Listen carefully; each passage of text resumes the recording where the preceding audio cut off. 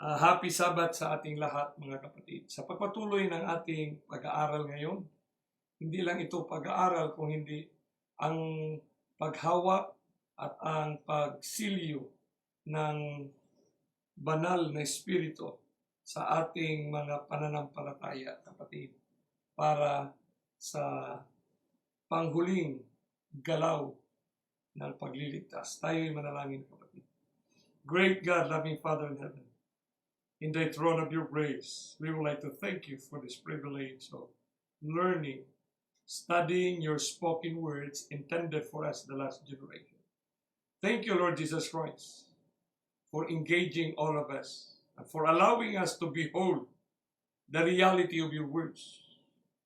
And thank you, Lord Holy Spirit, for comforting us to believe and to hold on to that promise that you are going to take us to meet Christ at the clouds of heaven. Thank you for the blessings of the truth and the power of the sealing of our faith. In Christ's name we pray. Amen. Pandaigdigang politika ayon sa Bibliya. Pag sinabing pandaigdigan means it's the whole world, all nations of the world. The global politics according to the word. So, siyempre, yun ang ating planet Earth. Sa ating planetang kinabilangan, ay kailangan natin makita yung sinasabi ng Panginoon sa galaw ng politika. Siyempre, politics is a movement also. Dito natin matutunghayan yung work of redemption. Paano isinulat at ipinakita ng langit para sa atin at tayo ay maintindihan natin yung galaw ng mundo na pahabang papalapit na tayo sa pagsalubong sa Panginoon. So dito, ating napag-alaman kagabi na ang Revelation or Apocalypse sa Bisaya, Pandaigdigang. Revelation. Sa Tagalog, ano yun sa Tagalog? Ha? Apocalypse. Revelation. No? Reveal. Ito ay ladderized message. Progressive. Na 22 chapters lang, kapatid. Pero ang bilis natin, no? Kaya gusto ko lang ipaalam sa inyo na sa ating ngayon, we have to pay respect sa lahat ng ating mga napagdaan ng seminar. So, kayo na lang din bahala. Siyempre, marami na tayong mga materials, mga resources. So, dito ninyo makikita na yung ating traditional na interpretations ay talagang akmang-akma yan. Wala namang nito yung ating growing in grace lang. No? Kasi minsan sabihin na, bagong doctrine. Walang bago. Magbabago pa ba na ito naman talaga ng ibinigay ng Panginoon sa ating church. No? Kailangan yung tinatawag lang natin na growing in grace, in the knowledge. Mayroong, siyempre, yung mga nasakasaan ng gira, siyempre, mayroon talagang sinasabi change of concept, yung reformation, change of ideas. Siyempre, may epekto talaga. Gira yan eh. Meron talagang madadali. Sa mga nadadali, kailangan magbago. Kailangan mamulat sa pagbabago. Yun ang ibig sabihin dyan. So dyan, makikita natin sa arrangement na yan, chapter 7, no? Yun ang special na chapter. No? Kaya nga sa green yan, pagdating sa chapter 14, green din yan. Kasi dalawang chapter ang nagsasabi tungkol sa number na ito. Ano yung number yung 144,000? Kaya may mga debate. Literal ba yan o simbolikal? Dito sa ating River, Mount at Island, ay makikita natin na hindi na tayo dapat magkagulo. Isahin na natin ang ating pagsasama-sama at pagproklama ng mensahe. Yan lang nakasalalay, kapatid. So, dito, pag titingnan natin, yung pinag-aralan natin kagabi, may frame of time. So, from AD, from the time of John, the Revelator, to the time of 2020, yung present natin ngayon. So hindi tayo napahiwalay. Continuous yung narrative. That's the evidence of truth, no? Yung continuity of the narrative na hindi binasi na kan pinaplastar, no? Na para mahaom. Hindi. Kasi continuity of truth yan eh. Kasi sinabi ng Panginoon, sinabi ni Kristo na ganito ang panahon. Ganito rin ang mga kaganapan o mga kilusan na mangyari sa panahon na yan. So, hindi tayo mawala kasi naka-frame ang time. Naka-frame ang time, kapatid. Tapos may naka-frame din ang events. No? Yung mga events ng relihiyon, so, events ng mga anak niya, 7 churches yun. Events ng church, the 7 seals yun. Di ba? So, episodes meron na talagang napakagandang pagka-arrange ng Panginoon. Pagdating naman sa 7 seals, dito pinag-usapan yung paano nakipagrelasyon ang gobyerno sa iglesia at paano ang iglesia nakipagrelasyon sa gobyerno. So, paano sangguni ang mundo sa iglesia at paano iglesia nakipagsangguni sa mundo. So, dito natin matutunghayan at nakikita na natin yung movement, kapatid. Di ba? So, tingnan mo yung frame time dyan. Yung frame time, kapatid. Kikita mo agad yung clearness ba? Yung napakalinaw na arrangement ng langit. Di ba? Yung una, yung white horse, red horse, black horse, pale horse. Yun, napaloob yan sa 100, 313. So, yung kasing halintulan lang din siya, no? Same time sa Ephesus, Smyrna, Pergamos, Thyatira, tapos Sardes. Sa Sardes, ito na yung 1517. No? Siyempre, tumakbo ang panahon. Yung Protestantism, the Reformation. Protestantism from Luther, 1521. Tapos, then, ang time niyan hanggang sa Lisbon earthquake of 1755. Nasa Bible para yung Lisbon earthquake. Of course, binasa natin kagabi yan. Sa opening of the 6th seal. Di ba? Opening of the 6th seal. Tapos doon, pagkatapos ng Sardes, Philadelphia, sa Philadelphia, no, pumasok na dito yung convulsion of nature na. The omens, no? Sinag-start sa 1755, so pasok na sa 1844. Bakit 1844? Kasi dito na itinatag ng langit ng Panginoon yung iglesia o mga tao niya para mag-warning na. Siyempre, parating na. Para mag-warning na. Yung warning, kasi dito rin na panahon, dito rin kikilos yung best move na gagawin ni Satanas na yung kanyang pagka-transform as an angel of light, maximizing it. Maximize talaga niya, kapatid. So makikita niyo din convulsion of nature. Tapos, dito rin in-establish. Kailangan i-establish na ang church. The woman, yun. The woman that will bruise the head, the craftiness. Kasi it is the truth of Christ. Yung woman na yan, in-establish. Yung church na yan, in-establish. Anong purpose? Dito, to warn the world, para i-warningan ang mundo.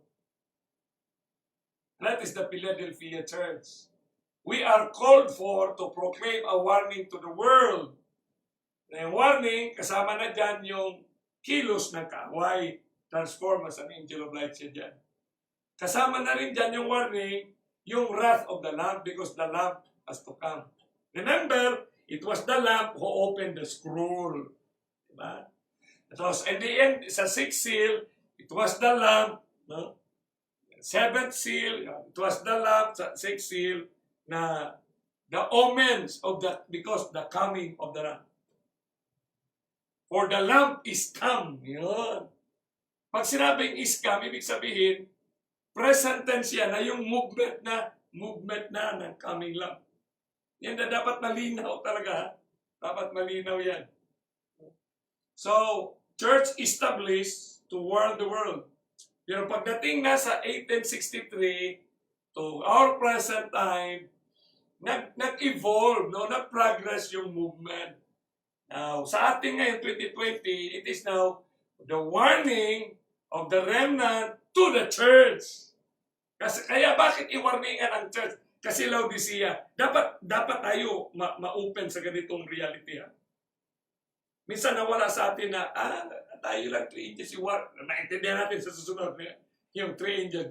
One of the most misconstrued subject by the Adventists, the 3 angels' messages. Grabe. Kaya nga, it's just smooth and academic na warning to the church. The one that remains in Christ has to warn the church. Bakit? Kasi Laodicea eh. Di ba?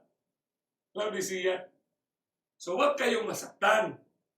Kahit sino sa atin, ako, tayo, kailangan natin ng warning. Kailangan pastor, hindi pastor, ma-elder, ma-presidente ng mission, ma-conference, general conference, kailangan ng warning kasi lahat ng tao, kailangan warning kasi nandito tayo sa itong panahon na yun.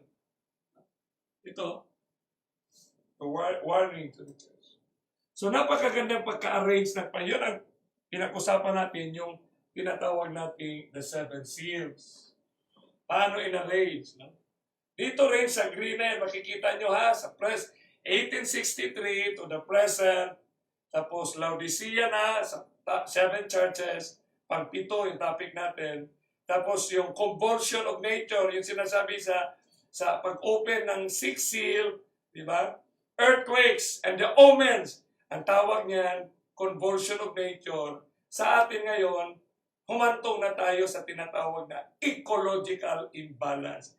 Ecological disaster. Ang tawag niya ng mundo, global climate crisis.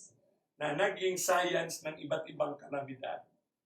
Now, here comes sa religious world, dito tayo ngayon. We have to give the warning to the church. To the church. Warning, kapatid. Dapat malinaw yan. So, bakit kailangan warning to the church? Kasi, hindi naman natigil yung warning to the world. Patuloy yan. Patuloy yan, kapatid. Warning to the world. Pero hindi dapat mawala yung warning to the church. Di ba? Kay Elijah, si Elijah ba? Saan siya nag-warning? Sa mga pagan? Doon siya kay Jezebel. Yeah. Doon siya sa king. Doon siya sa mga kasi believer yun eh. Ano yun? So, dito natin maintindihan, kapatid. Kaya, itong slides na to, kompleto na to eh, no?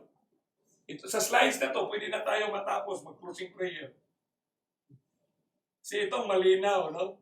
Malinaw yan. Sa mga matagal ng Adventist, mga anak born Adventist, ay talagang maramdaman ninyo, no? Maramdaman ninyo yung engagement ng salita ni Kristo, no? Na you're really growing in grace. So it's the Holy Spirit that moves. Hindi yung tao. Kasi hindi tayo eh. Kaya sabi pa nila, ang ating speaker, si revivalist. So walang revivalist na tao. Ang revivalist, Holy Spirit lang. Ang revivalist, kapatid. Hindi tao. Ito, makikita nyo. Di ba? So, from here, no? The Apostolic Church, yung puti na yan, ha? Ito, the Apostolic Church, yung puti na to. Yan. Ito. Then, ito, sunod, the Persecuted Church. Ito yung movement, ha? Movement yan. Then, the State Church, Constantine converted, then the politically institutionalized, their religion. Yun, yung pale, yung chatera. So, on the same aspect, dito rin sa 5th seal, yun din ang the Reformation Church. Dito rin si Martin Luther. So, na 1521 yan, yung time frame niya. Yung frame ba? 2 time frame. 2 points of time. May 2 points of time. Pag frame, may 2 points yan. So, from 1521 to 1755. So, yun ang simula na ng Philadelphia na that's natural for God to establish His church. Kasi kailangan talaga na mayroon mag-proclaim ng warning. So, sa atin ngayong gabi, privilege pala ito. Privilege is not a right, it's our privilege. Chosen to proclaim. Kaya nga, ang tawag yan, the Advent Church. Dito sa Advent Church, 1844, 1863, itinatag ang Seventh-day Adventist Church. In other words, nasa Bible yung pagtatag na kailangan itatag. So, pagtatag niyan, Seventh-day Adventist, so the one that will always be faithful to Christ, simple sinabi ni Kristo na from Philadelphia, wala siyang question, wala siyang sinaway dyan. Pero sinabi niya, ang movement ng time, yung church na yan, pupunta yan sa pagka-Laodicea. So, kaya nga, yung natitira dyan, yun ang tawag na remnant. He that remains. Pag sinabing remnant, it signifies relationship. He that remains. Yun ang relationship. So, hindi na siya sa kung ano man ang kapatid na claim ng iba. Kaya dito kapatid, sa slides na ito, it's a complete. No? Kompleto talaga ito na makikita natin yung movement, kilusan ng work of redemption. So, dito, ang ibinigay niya from the first and going years. So, kita na natin kapatid yung 7 churches and the 7 seals. Bantayan natin na 6 seal pa tayo sa 6 seal. Hindi pa natin binuksan ang 7 silyo. So dito natin makikita na chapter 1, Christ sustaining love, chapter 2 and 3, movement of the people in the church na kailangan natin ng gold, white raiment, and an eyesal. Saan natin makuha? Sa chapter 4, in the throne of His grace. Bakit? Kasi nandoon may nakaupo. Sino yung nakaupo? One sitting the throne, Christ, with the book in His right hand. Kasi yung book na yan, pag sinabing book, ibig sabihin dyan, may simula, may katapusan. So it's about the whole story of redemption. The whole movement, the whole work of restoration. Kaya yung book, sealed with 7 seals. So binuksan natin kagabi at napag-alaman natin na when they open the seal, yun ang nakita natin, yung 4 na kabayo, then pang 5th seal, 6th seal, sa 6th seal sumigaw na, who shall be able to stand? Ang makatayo lang talaga na hindi mamove ay yung isilyuhan ng langit. Ang tawag sa kanila, sila ang tinatawag nating sealed, preserved, and protected. Yun ang nasa chapter 7. So, chapter 7 na yan kapatid, makikita natin na ang movement na yan, okay, tinatawag niyan, the 6th seal, who shall be able to stand? The wrath is come. The Lamb and His wrath is come. So, wag na nating pahirapan ang ating mga sarili. Ito na tayo na ito. So, ang tawag sa atin, 144,000. Huwag na kayong iyak. No? 144,000. Ano ba yan? Literal, simbolikal. Dito natin matutunghayan. Kasi kung paano dinescribe siya. So, simula tayo muna. Huwag muna tayo sa chapter 14. Kasi nandoon minensyon din ang 144. Dito muna tayo sa chapter 7. Di ba? Kasi dito, ito ang interload. Bakit interload? In-insert ito to answer the question, who shall be able to stand? Kasi pagbukas ng pang-7 silyo, nakita ni John, pag-open niya the 7th seal, I saw 7 angels with the 7 trumpets. Oh. So yung connectivity na kapatid, dito natin makikita, no? When he opened the 7th seal, yon, 7 angels with the 7 trumpets ang nakita niya. Ganda. Napakaganda kapatid. Nakita agad niya doon ang 7 anghel na may 7 trumpeta. Wow! Bilis ng ating pag-aaral, no? So, bago yung 7 anghel, dito tayo sa 7. Pinaka-importante, silyo. Ano ba yung silyo? Pag silyo nga, may pangalan, may title, may territory. Bakit yan? Tapos ang tawag niyan, silyo. Tapos ang silyo ay truth. Yun, dapat nakita natin, may territory. Kasi ina-apply din yan sa Sabbath, may title, may name, may territory. Ay, of course, applicable. Pero titingnan natin yung pinakabuod, yung applicability. ng whole aspect ng silyo. Chapter 7 is the sealing message. Kasi yan ang mensahe na pinrovide ng Panginoon para yung assurance natin. No? Assurance natin ba na hindi tayo mawala, kundi tayo ay makatayo. Makatayo tayo na hindi tayo maanod, magdungisan, kapatid. Sealing message is a message of revival and reformation. Bakit? Siyempre nga may Laodicea nga eh. So, kailangan mong ma-revive. At saka reform. Bakit mag-reform? Kasi kailangan mong mag-change ng konsepto. I-change mo yung ideas mo. Kaya nga, wag na kayong magtanong kung bakit. May magtanong pa dyan na parang magawa lang talaga ng isyu na pag-awayin si Brother Soliano at ang misyon at ang conference. Na, ito, wag na kapatid. Kung ano ang naisulat sa Bibliya, sa Spirit of Prophecy, yan ang yakapin natin kasi privilege lang yan eh. Pag sinabing reformation, you have to change your ideas, change your concept, change your belief. Bakit? Kasi dito nga sinabi ni Kristo, naglaudi siya eh, nadali. Ibig sabihin, nadala. Kung wala namang payo na so that you can stand, so you cannot be moved. Wala namang payo na ganun kung walang circumstansya na talagang may nagalaw, may nadali. Kaya nga, being sealed is tantamount to being preserved in the midst of trouble, the shaking, and the confusion that goes with the movement of the coming of the Lord. Yung coming of the Lord, may kasabay na shaking. Siyempre si Satanas, magpatalo ba yan sa'yo? Hindi yan magpatalo sa atin. Alam niya, natalo na siya ni Kristo. Pero hindi siya magpatalo sa tao. Yan ang dapat nating intindihin. Kailangan mo talagang hawakan yung grasya. Sumandal ka sa Panginoon. Kaya wala tayo kapatid.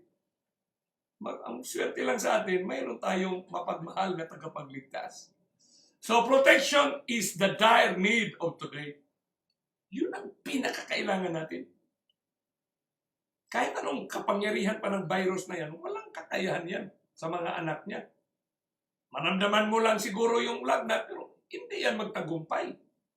Maramdaman mo lang siguro yung epekto niyan, pero hindi yan magtagumpay. Hindi yan magtagumpay yan. So, siyempre, hangin yan eh. Nandyan yan sa mundo na yan. Nakatayo pa tayo sa mundo.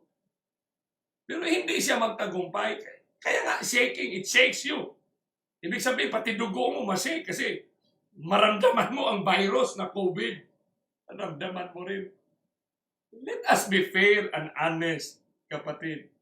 Kaya nga, Ellen G. White said, early writing, page 71, ito yung original. Tapos rin-publish siya, kinote siya ng Last Day Events na libro.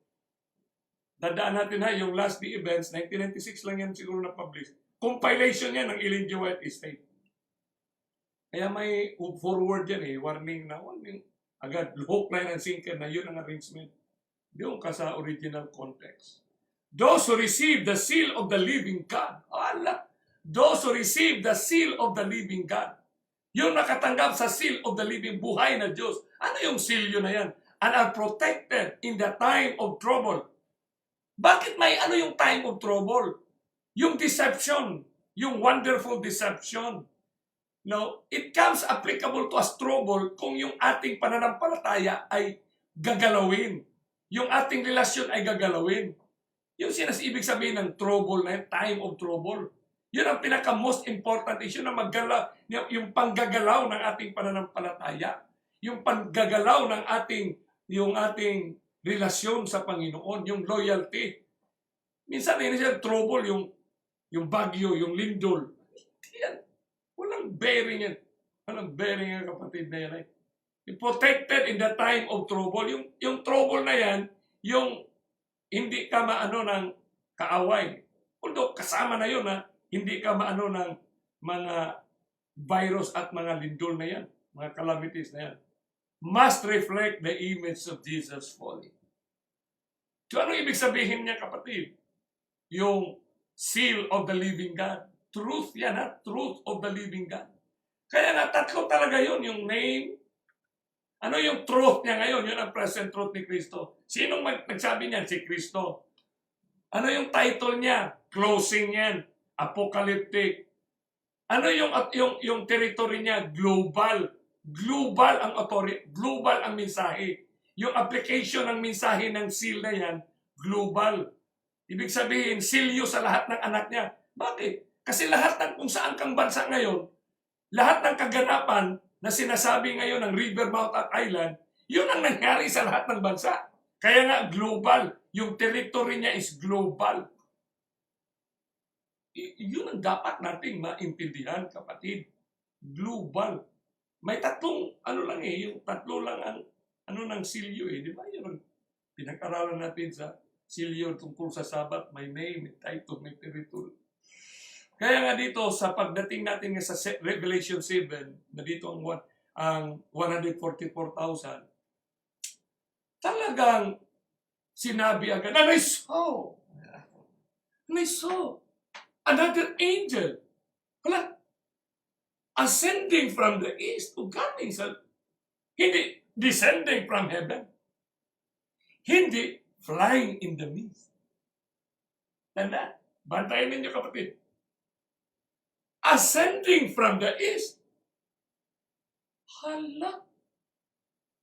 Kung ang anghel ay mensahe, at tayo ay mga anghel, ay mga nagbimensahe, hala. I saw another angel ascending from the east. Ano yung anghel na yan? Mayroon. Yung anghel na yan, mayroon siya. Silyo. Or having the seal of the living God. Ano yung silyo? Yung truth. Ano yung truth niya? The everlasting. Ano yung truth niya? Si Kristo. Ano yung truth niya? Coming. Having the seal of the living God. Ascending Ascending. From the east. Bakit hindi from the north? Bakit hindi from the west? Bakit hindi from the south? Bakit from the east? Oh, ang ganda nito kapatid. Kaya ang Panginoon God is a practical God. He deals us. He engages us into practical reality. And he cried with a loud voice to the four angels, to whom it was given to heart the angels, to whom it was given to heart the earth and the sea. Kaya nga, nandito yung issue ng hearting the earth and the sea. Kasi sinabi na doon sa chapter 6 ay yung omens, earthquake ang omens, kasi may wrath of the Lamb. Kita nyo? So yung chronologic, yung iba pag ng Revelation, pindot, pick up. Hindi. Yung cohesiveness ba? Yung narrative. Let us respect Christ in His narrative. Yung practicality of the thought pattern. The thread, the stream. Tawag natin yung streamline. Yan ang ibig sabihin, kapatid. Sipin mo, ascending from the east. From the east. Pag sinabing east sa Bible, anong ibig sabihin niya? And having the seal of the living God, buhay na Diyos. Paano masabi? Sa ating panahon na living word, living Christ, living testimony. Ano masabi? Kaya nga, quote niya, living God. Yung God yan, ibig sabihin, Elohim, yun na talaga ang katotohanan. Sibi, how big is God na who acted, siyang nag-act para sa ating kaligtasan. Ibalik tayo sa ating original na sitwasyon. What a wonderful time, kapatid. Talagang pagdating mo dyan sa yung pag sinabing ascending from the east, mayroong sinabi din sa island ito, Pero mayroong sinabi din ni Kristo sa Mount of Olives. Anong sinabi niya? For as the lightning coming out of the east. Ano yung coming out of the east? And shine it even unto the west. So shall also the coming of the Son of Man be. So ang pinag-usapan pala dito, the coming of the Son of Man be. He will come from the east just like the lightning coming out of the east. And shine it unto the west. So dito naman sa islands, Revelation 7, I saw another angel ascending from the east. Ano yung ascending from? Ano yung dala niya? Ano ang mayroon siya? Kasi nag-movement ito eh. Movement. Having the seal. Ano yung seal yun niya? The coming of the message of the coming Lamb. Silyo. Kasi, bakit silyo yan? Kasi magtagpo yung Lamb, yung Redeemer, at saka yung redeemed. The bridegroom and the bride will meet. Kasi pag appointment yan eh, mayroong, para bang pupunta ka sa presidente, mayroong kang appointment na silyado yan. Silyado na ikaw talaga ang pupunta dyan. Tingnan kayong ID mo, kung ikaw ba ito. No? May appointment ang president, ikaw ba ito? Mayroon ka. Silyado, ikaw yan, ikaw. Yan ang ibig sabihin. Kasi mag-meet the seal of the living God. Huwag nating inaro yung application yan para haom-haom rag yun. Aron mo pa ba? Kaya nga, maluwag ito sa ibang reliyon na makikita nila na we are so fair in treating the verse. No? Fair tayo na i-treat natin yung verse as we read it. Kasi truth stands by itself. Para hindi naman sila mag-ano na, haw-haw na, marugo ninyo. Sabado, sandilo. Mana siya igsuon nga, atong makita gyud nga, mao gina siya ang tulog yun nga mensahe ba nga, river, mount, at island. Ginaaday na sa river? Of course. Kay apocalyptic na ng river, mount, at island. Tsaka yan ang physical na si Kristo nag-deliver. Kasi physical ang kanyang sinabi na physical tayong magkita sa alapaap. So physical niyang hinihatid ang mensahe. That is what is important. He physically delivered the message.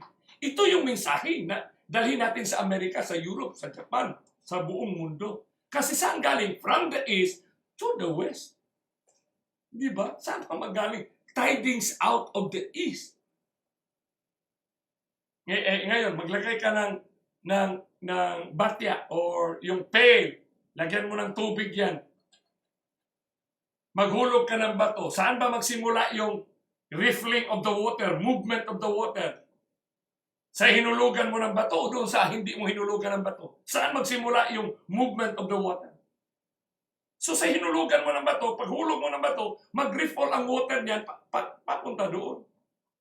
Ikaw si Kristo galing from the east. From the east. Shine it just like Kaya nga, sa river, tidings out of the east shall trouble them. Kaya napag-ularan natin yung nakaraang mga episode na. Tagal na natin tidings out of the east shall trouble them. Ano yung tidings na yun na makapag-trouble sa mundo? Kasi ang mundo, ang kanila, hindi pa. 1,000 years pa tayo, peace and prosperity. So pag may sermon mo na darating na si Kristo, ayun ang magpagulo sa kanila. Yun ang mag-shake. Mag-shake, kapatid. Kaya nga yan, out of the east, yun ang Mount of Olives. Tapos ascending from the east, yung 7-2. Isa lang ang mensahe ng tatlo na yan, kapatid. Isa lang ang mensahe.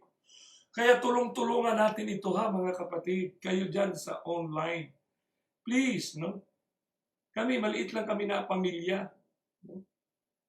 My wife, my 3 children, we've been delivering this message for the past mga ilang years na, no? 1997, 98.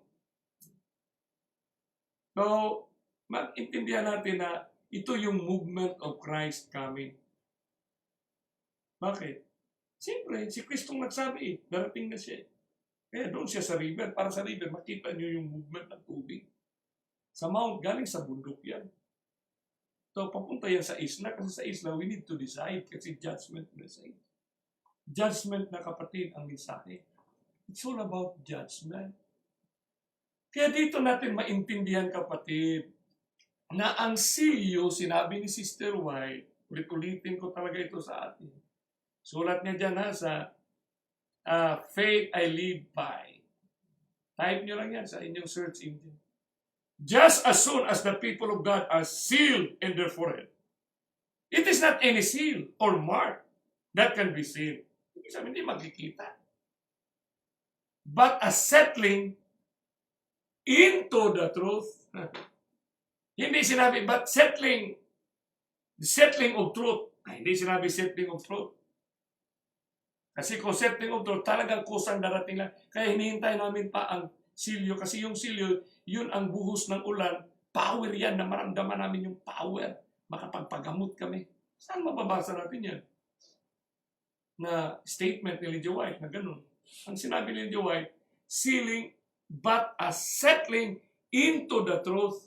Kaya tayo ngayon na pumasok sa pag-aaral ng river, mount at island, nagsakripisyo tayo ng iba't iba nating mga appointment para tayo makinig into the truth, intellectually and spiritually.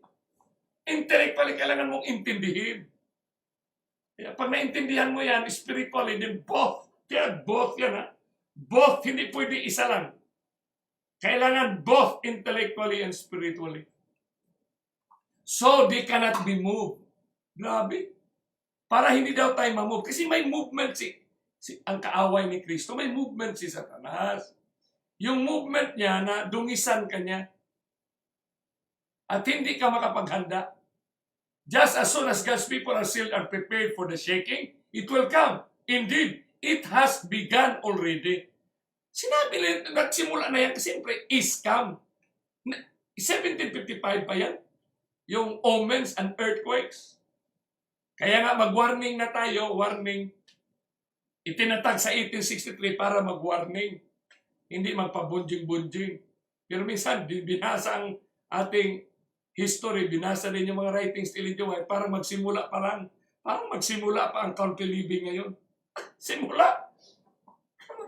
Magsimula pang outpost. Hindi natin, we do not recognize the movement of God. Parang sinampal natin ang Panginoon na matagal na. Nang itinatag ang EUP, wala pang mga tao dyan sa EUP. Nang itinatag ang embassy, parang walang na, bakit dyan kayo magtatab? Nang itinatag ang mga sanitarium sa mga dahil sa movement, kapatid, nakikita na natin, hindi nagkulang ang Adventist, ang Panginoon. Because He leads this church ever since. Siya ang nag-alaga ng iglesyang ito. Dinescribe lang ng Laodicea. Kasi yun naman talaga ang gira. Pero may remnant. He that remains. So, kaya nga, mayroong yan. Hindi natin ibig sabihin na walang success, walang bearing yung mga nangyari sa nakaraan, yung mga ating mga ninuno na gumagawa ng mga ministry. Mayroon na. Kasi movement ng langit ito eh.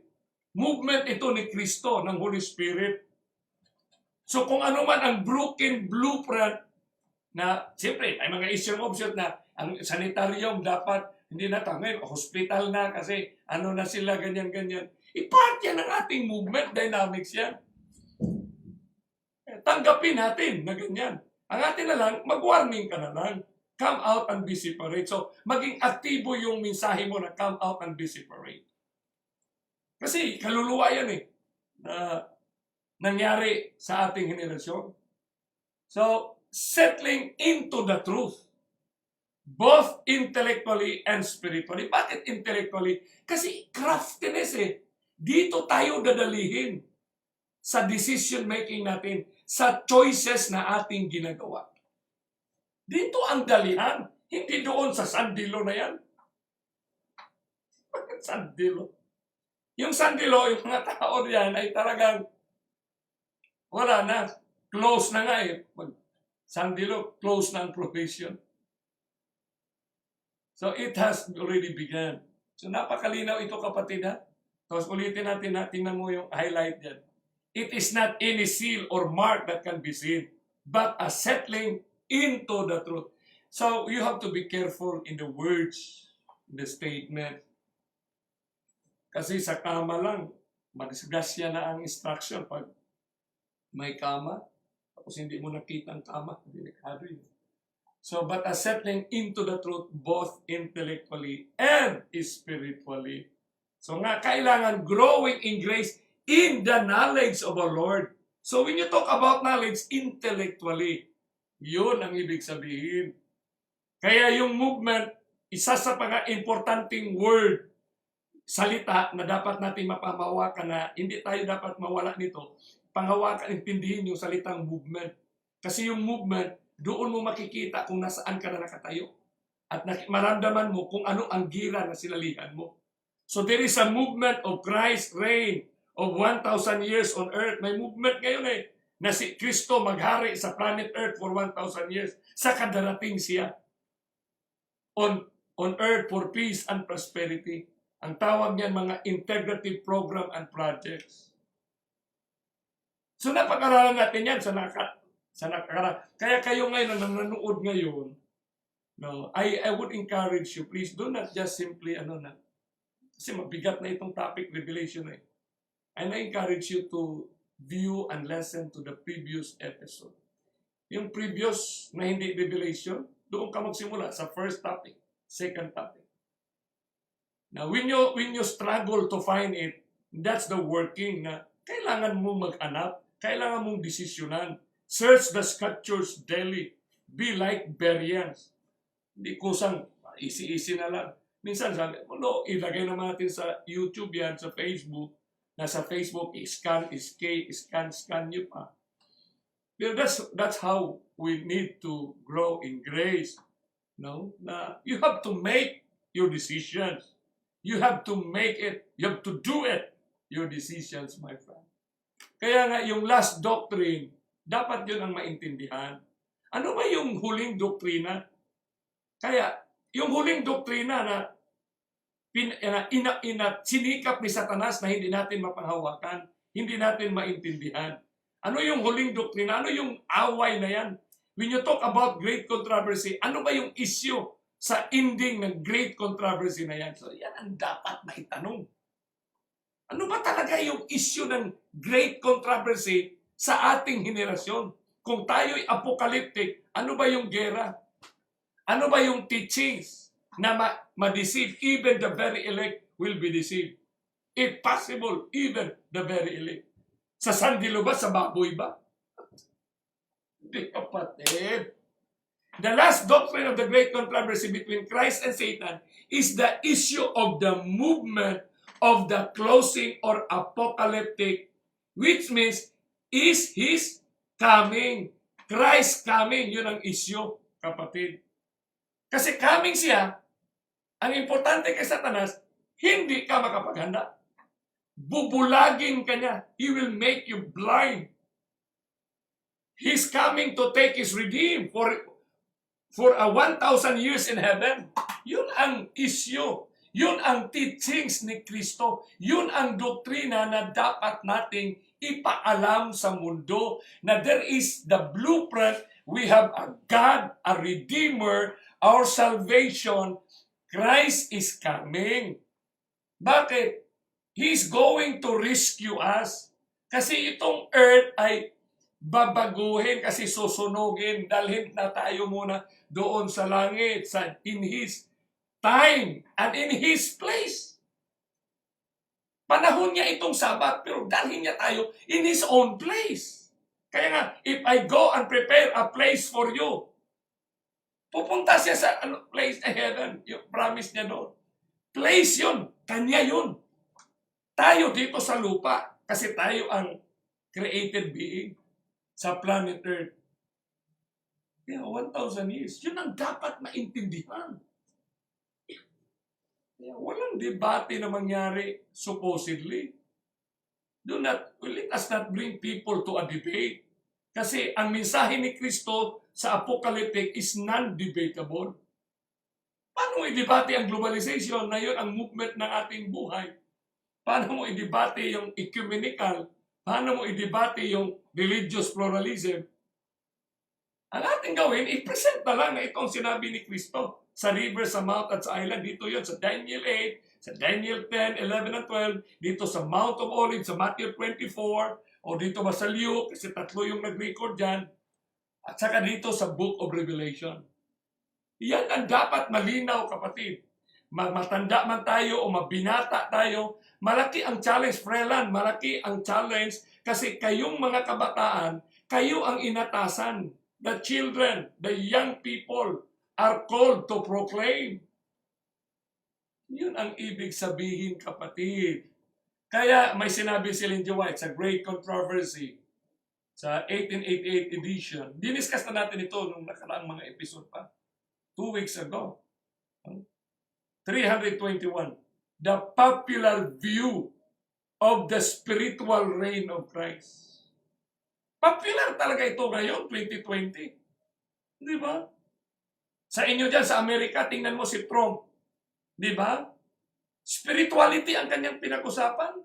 Bakit? He is being surrounded by religious teachers, religious leaders ng buong mundo, ng Amerika. So popular talaga yung spiritual reign of Christ.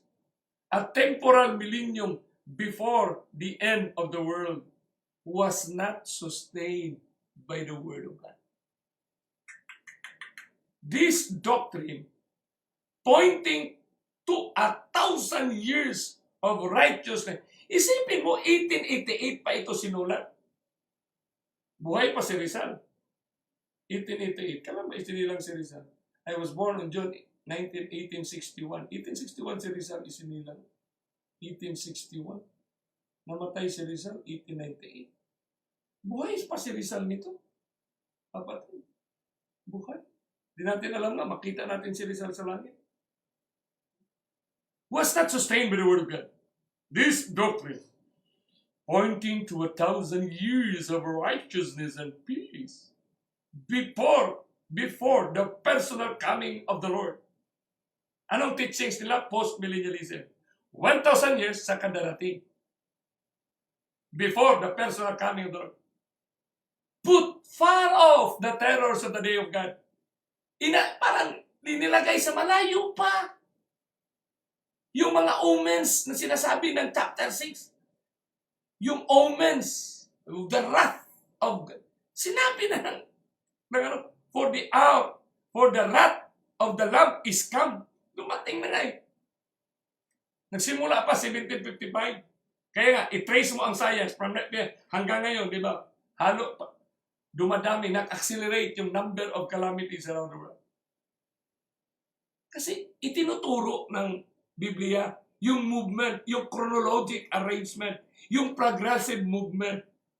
Kaya napakahalaga na mapanghawakan natin yung si Kristo mismo nagsasalita at siya mismo physical na bumaba sa langit. Bumaba sa langit, kapatid. Kaya nga in verse 3 sinabi dito, no, sa Revelation 7, sing, heart not the earth, neither the sea. Huwag mo na, hindi naman siguro na sinigaw niya, saying lang saying, heart not the earth. There are many ways to say. Marami parang paano sabihin. Heart not the earth, neither the sea nor the trees, till we have sealed the servants of our God in their forehead. Humun ha. So the way ngayon, pag kumilos tayo para mag-share, parang sinabi natin sa Panginoon na wag muna kasi i-share namin. Share namin kasi meron pa kami mga. And I heard the number of them. Sino yon? Tingnan mo ha, possessive pronoun. And I heard a number of them which were sealed. Wow! Narinig ni John ang numero sa nasilihan. And there were sealed 144,000 of all, tingnan nyo ha, of all the tribes of the children of Israel. Tandaan nyo, Revelation na ito. Revelation na ito ha. pag sinabing Israel, sino yung mga Israel na yan? So alam na natin na ito ay sa sixth seal na ito. So hindi na ito nag-refer doon sa literal na Israel. Wala na. Sipin mo yung time frame na yan. Time frame. Kaya malinaw ang Bibliya, malinaw ang Revelation. Hindi tayo maguluhan. Ganyan ang natin movement ng pag-aaral, kapatid. So, pag binasa mo yan, that's verse 4. 144 to, all the tribe of Israel. So, kayo na lang bahala magbasa niyan. Kasi ang una dyan, hindi na yung elders. Sino na yung si Judah na? Of the tribe of Judah were sold 12,000. The tribe of Reuben were sold 12,000. Of the tribe of Gad. Napakagandang pagka-arrange niyan, kapatid. Napakagandang pagka-arrange niyan. It is not simply by sulat-sulat lang para maisulat lang kung sino yung mga tribe. Pero in-arrange talaga ng Panginoon yung sequence ng tribe. Ganda. Ganda, kapatid. And one of the elders answered, say unto me. Huh? Sumagot siya. Saying unto me, what are these which are arrayed in white robes? Sino itong nakaputi? And whence they came they? Saan sila galing? Puti ang kanilang damit. Di ba? Tapos nakita si John ang nagsabi yan. Saying, Amen. Saying, sa verse 12, saying, Amen. Kasi sa verse 11, and all the angels stood round about the throne and about the elders and the four beasts, and fell before the throne on their faces and worship God, saying, Amen. Blessing and glory and wisdom and thanksgiving, pasalamat and honor and power and might be unto our God forever and ever. Amen. And one of the elders answered, saying unto me, sabi ng angel kanya, what are these which are arrayed in white robes? And whence came thee? Verse 14. And I said unto him, Sir, thou knowest. He said to me, these are they. Possessive pronoun. These are they which came out, came out of great tribulation and have washed the robes. Napaka-aktibo, ha? Great, came out at nililisan, washed the robes and made them white in the blood of the Lamb. Wow! Tandaan natin, kapatid. Tandaan natin, mga kapatid. Kayo dyan ngayon na nakalinya. No? Hindi lang talaga naka-in passing. Sinabi talaga dito ng Panginoon. Whence came they? These are they which came out of great tribulation.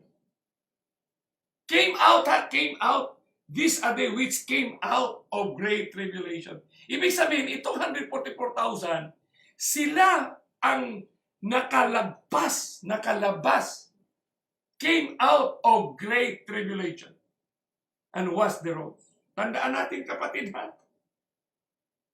Insert ito, dinescribe sa tanong, who shall be able to stand? So, generation na ito natin, hindi na ito generation noon, ng sinunog ni Nero. So, kung great tribulation ito, island na ito, ha? Island na ito. Makikita natin, bakit sinabi sa river? And there shall be a tribulation.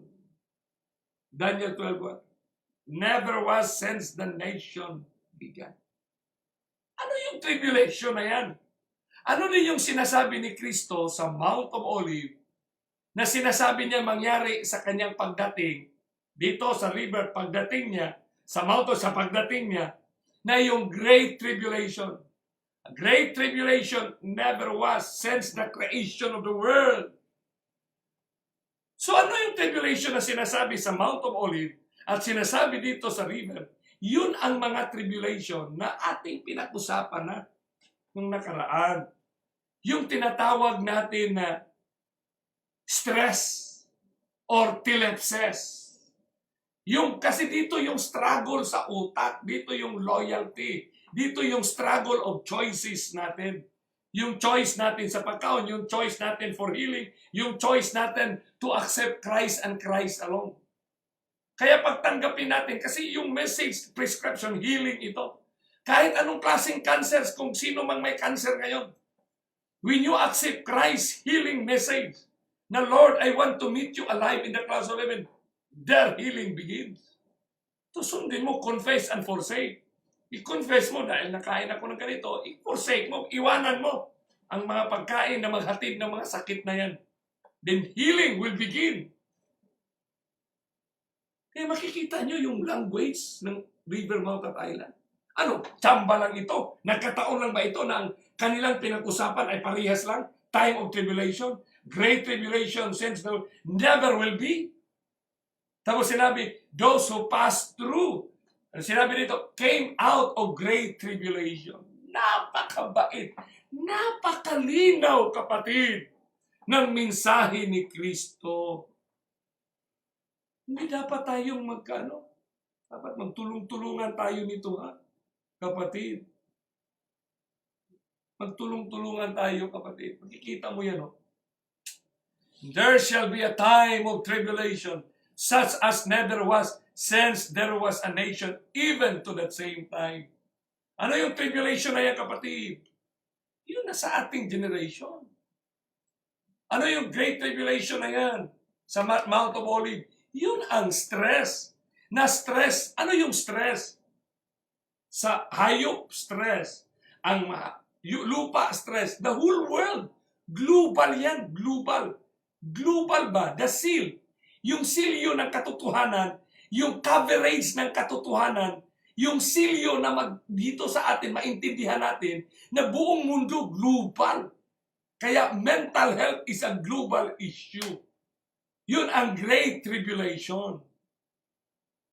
Kaya sila din, na ang mundo, na global din, tas hindi masolusyonan, ang solusyon, sandilo, talagang magkaroon ng sandilo. Kasi global ang naapektuhan.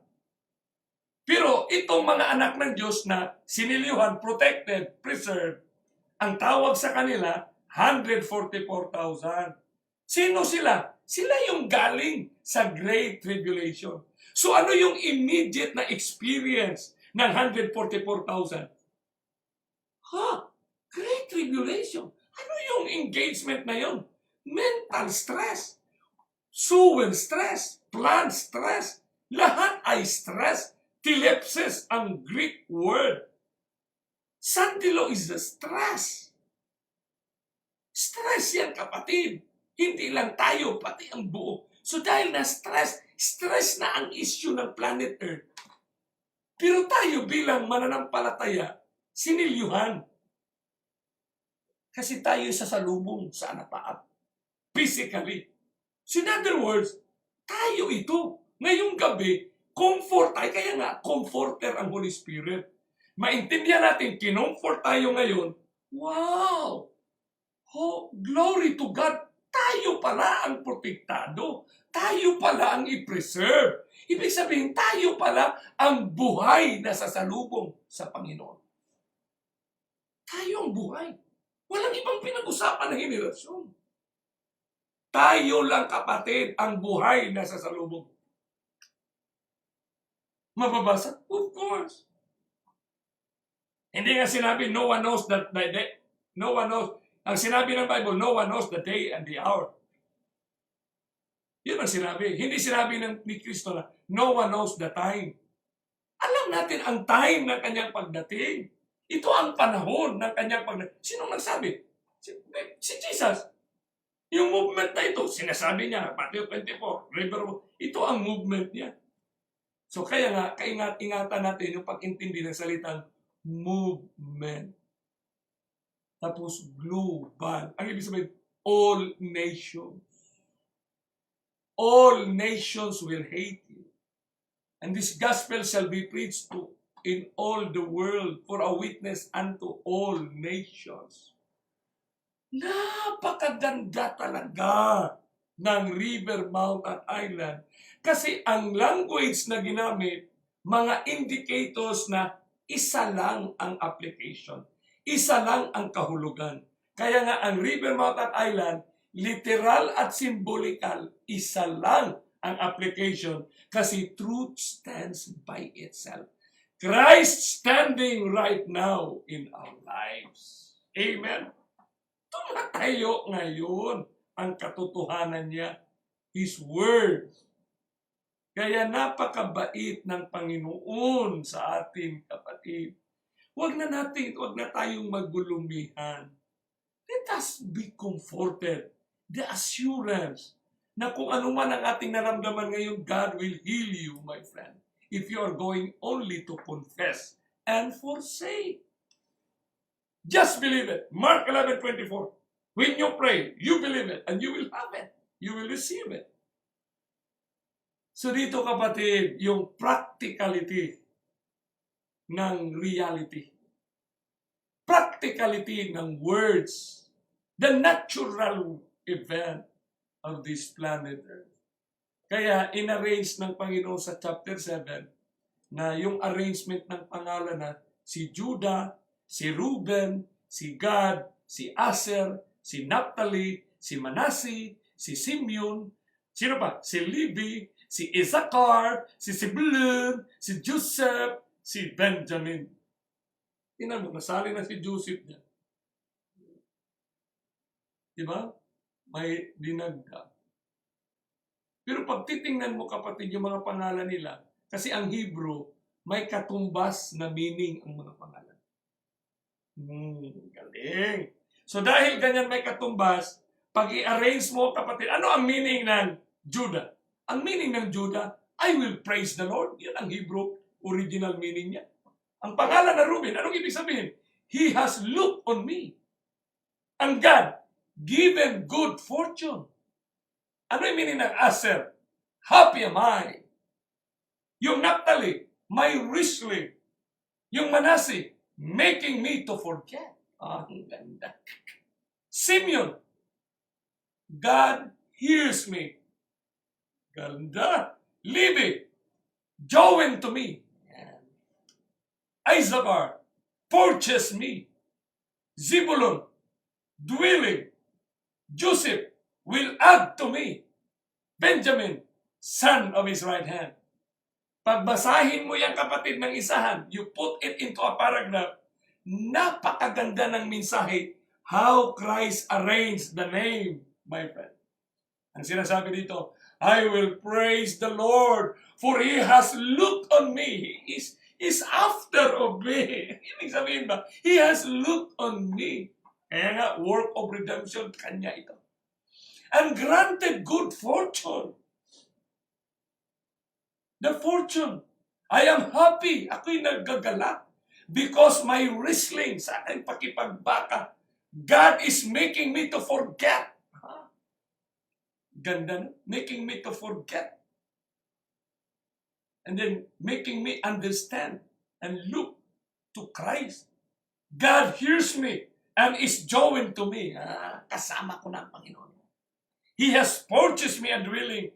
Dwelling ba? He purchased me a dwelling. Naganda siya. And will add to me. Idagdag niya sa akin.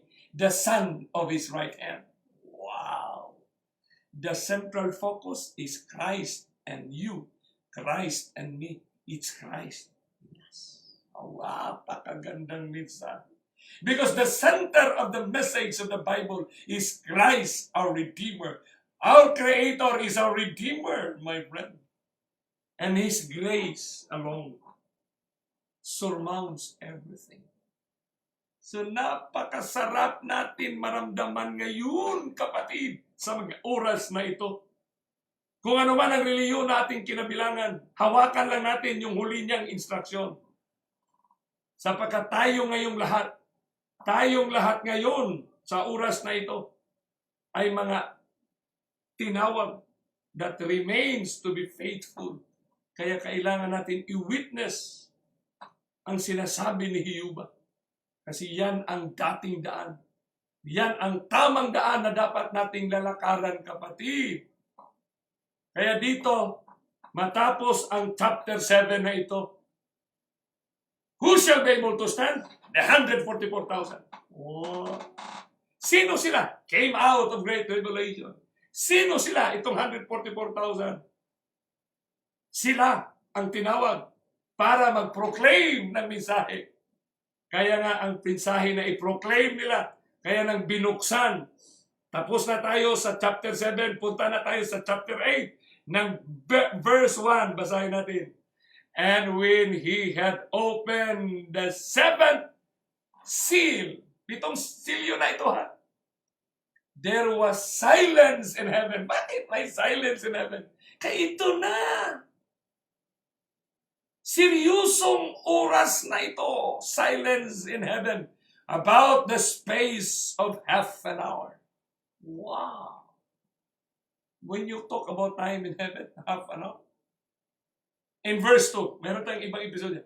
In verse 2 it says, and I saw 7 angels which stood before God, and to them, nakatayo sila, to them, sa kanila, were given 7 trumpets. So nakita ni John na nakaharap, tapos ang Panginoon, binigay sa kanila ang 7 trumpets. Pag sinabing trumpet na ang pag-usapan, kapatid, the sounding of the trumpet, kapatid, ito na ang simbolo. We find in Jeremiah 4, 5, 6, and chapter 9, sa 19 to 20, that a trumpet is associated with and a symbol of the following. Ano yung simbolo at ano yung association ng trumpet? Pag trumpet ang pag-usapan, the sounding of war. Ano yung sounding of war na yan? Yung final war. Yung final na atake. Yung final na gagawin ng kaaway. And then the preparing for the war. Then use as a warning. Pag gaya sa Joel chapter 2 verse 1, ginamit siya sa warning, kapatid. Bakit warning na ito? Kasi dito na mangyayari yung tinatawag natin the integration where the involvement of such secular power is going to become active. Dito natin makikita na dito na pinahayag ng Panginoon yung history, yung dynamics ng participation, yung dynamics ng papel ng politika. So dito natin makikita yung political movements of this planet Earth. So the sounding of the trumpets, my friend, grabe, no? Kaya dito, the chapter 8, kasi sa chapter 8, binuksan ang silyo sa verse 1. Dito na magsimula na tayo, papasukin na natin kung paano pinaliwanag ng langit ng Panginoong Jesucristo yung political events ng planet. But remember, John was sent on the island by a political power. Ayan. Roman Empire yun.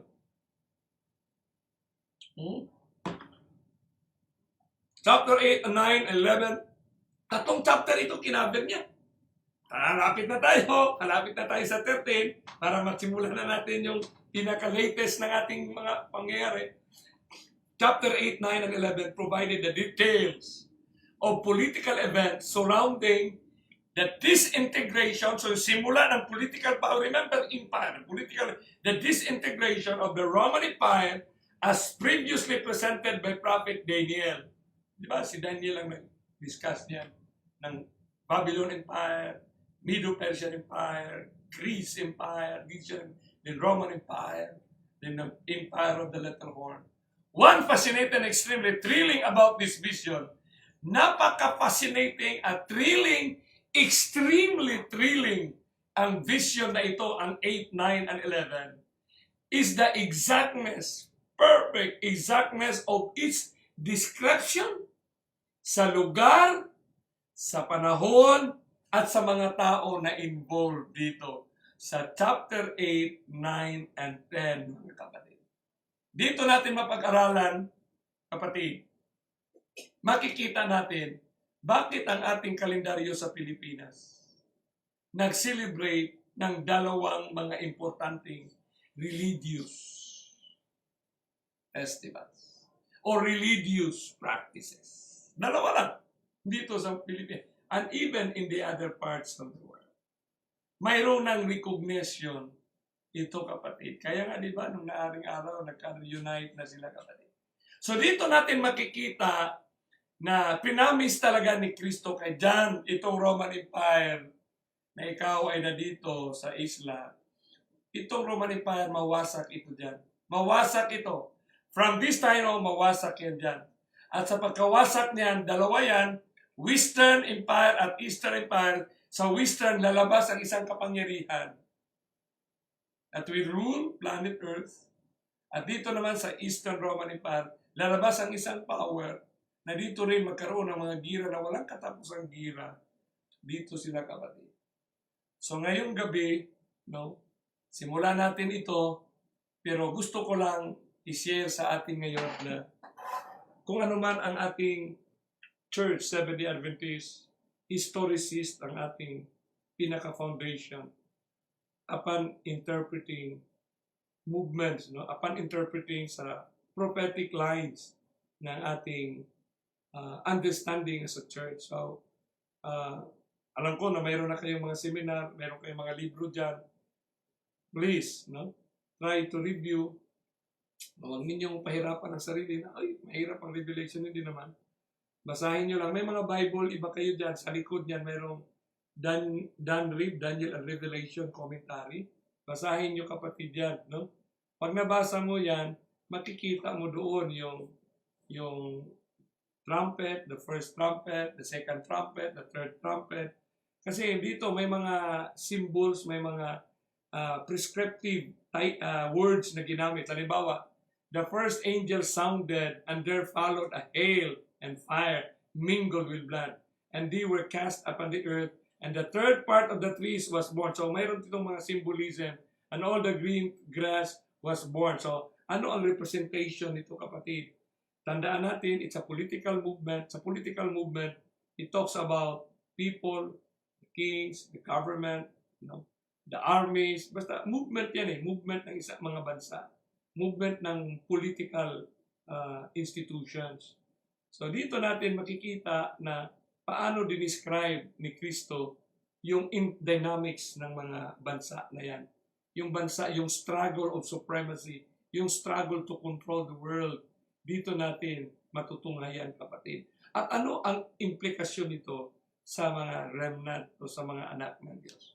Okay? So babasahin nyo yan kapatid ha, bababasa nyo sa ating Bible ngayon, sa ating generation. Hindi na mahirap kasi madali mo lang i-type sa search engine, tapos pwede mong pag-aralan yung mga parallel, lalo na sa eSword, parallel, madali mo na, tapos ma-dissect mo na lahat at ma-evaluate mo na kung anong ibig sabihin. Pero sa Radical Reconnections, we will be treating the series of presentation, the most important one, the connectivity, the flow of the movement. Tapos kung ano ang na-establish tayo bilang church, doon tayo. Kasi yung atin naman, ang Radical Reconnection is to emphasize the growing in grace, in the knowledge. Yung paglalago ng ating kaalaman, yung right application ng dynamics ng words ni Jesus Christ sa ating generation, kapatid. Okay? Shall we bow our heads for prayer? Great God, loving Father in heaven, the throne of your grace, kami po'y nagpapasalamat sa oras na ipinagkaloob niyo sa amin. Aming itagubili ng aming mga buhay. Salamat sa katotohanan, Panginoon, na kami ang inyong pinili. Kami na mga anak niyo, na tulungan kami na mapanagumpayan. At nakikita namin ang galaw ng kaaway, at higit sa lahat nakikita namin ang kilos ng Panginoon. Because He give us the comfort to preserve us and to give us understanding na hindi kami ma-deceive sa mga bitag ng kaaway. I pray those who are sick, give them dreams and visions. Heal them, Heavenly Father, through your grace. Give them faith to believe that the healing is right now. Thank you for answering our prayers for this wonderful Sabbath hour. In Christ's name we pray. Amen.